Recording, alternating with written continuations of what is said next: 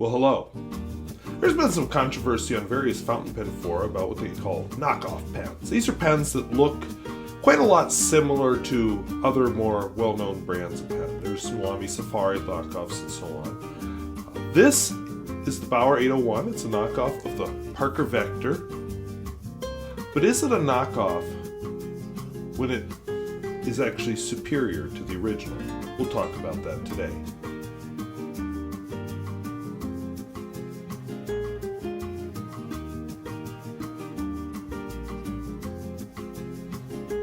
I want to welcome you to my channel where I talk about fountain pens, both old and new, at all different price levels. If this is the kind of content that interests you, please feel free to subscribe below or click like if you like the video. And if there's a particular knockoff you like or don't like, please feel free to comment about that below.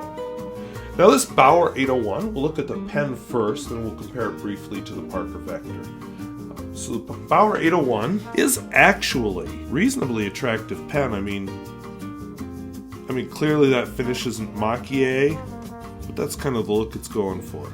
Has a very Parker Vector-esque clip, very Parker Vector-esque shape overall. Finials are totally plain.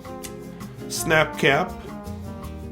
The nib is nothing special. Like the Parker Vector.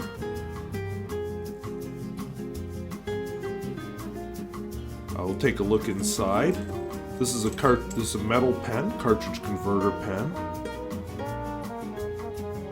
Metal threads and so on. There is a little bit inside the converter to make it, to keep the ink agitated. An agitator, there's the word I'm looking for. And it's a Lamy style converter.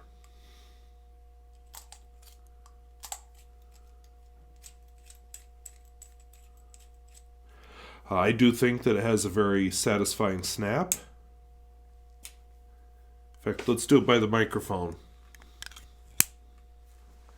It posts decently. It makes it a little bit long, but this is a smaller pen, so it's really not bad. Just all in all, very nice pen. Now let's bring its model next. I'll be honest, I have a little bit of a sentimental attachment to the original Parker Vector because a Parker Vector exactly like this was my very first fountain pen back when I was 10 years old. So I'd say the Baoer exceeds it just slightly in length. I'd say the Baoer definitely has a little bit more artistry going for it, but the Parker Vector is aiming for a low-cost market, which I appreciate. Has a snap to it, not as good. Same thing, kind of a very plain grip section, very plain nib. Same sort of idea. And also, cartridge converter pen. I will give the edge to the converter on the Baoer, but let's take a look at where I really think is one of the major edges. With the Parker Vector, you have a very sharp step from the grip to the barrel. The Baoer, it's sharp if you run your finger across it like that, but it's really not bad.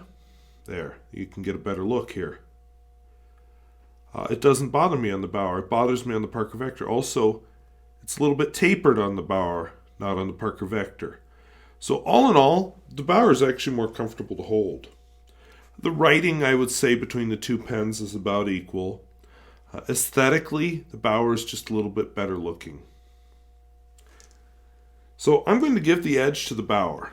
Now, because this is, of course, a review of the Baoer, that's what I will be writing with. So before I do my writing sample, I just want to point out I'm using an iron gall ink in this pen. I have been cautioned, although I don't have personal experience with this, but I've been cautioned by other viewers that iron gall inks eat the gold plate off of the nib. So, after I film this review, now that I know that, I will be cleaning this iron gall ink out, and hopefully there will have been no long-term damage. Because I do like this pen. Hardly a favorite, but it is a nice pen.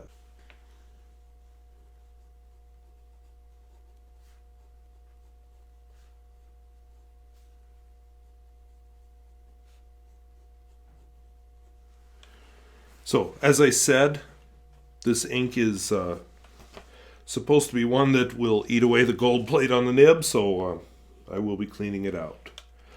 Don't expect any line variation with this pen. At least not from Flex. I'd suppose there's a little line variation there if you use your imagination a bit. That said, it's not a bad writer. And actually, fun fact, this pen accidentally went unused for a week because I was going to film this review last weekend and forgot during my whole batch reviewing process. So let's test its wetness and flow.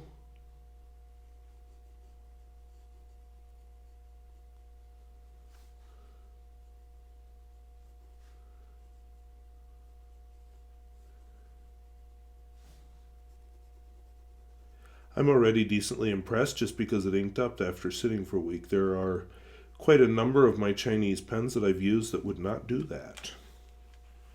I'll do the smear test. Oops, you can't see the smear test.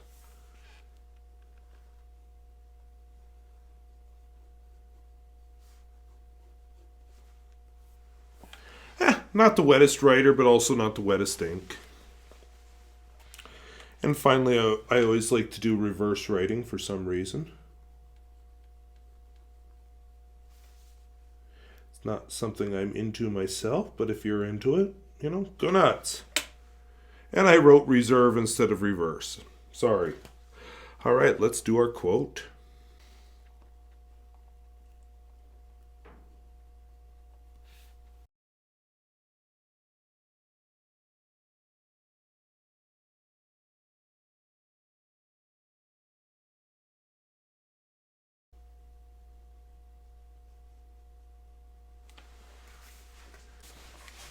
So, exciting pen this is not, but a good average writer, reliable writer, yes it is. So, if you're looking for a low-cost writer that's somewhat attractive, a little bit on the small side, this wouldn't be a bad option, especially at the price point.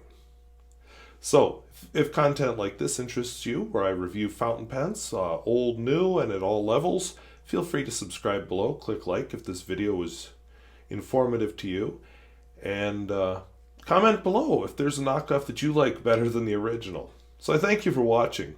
We'll see you later. Bye-bye.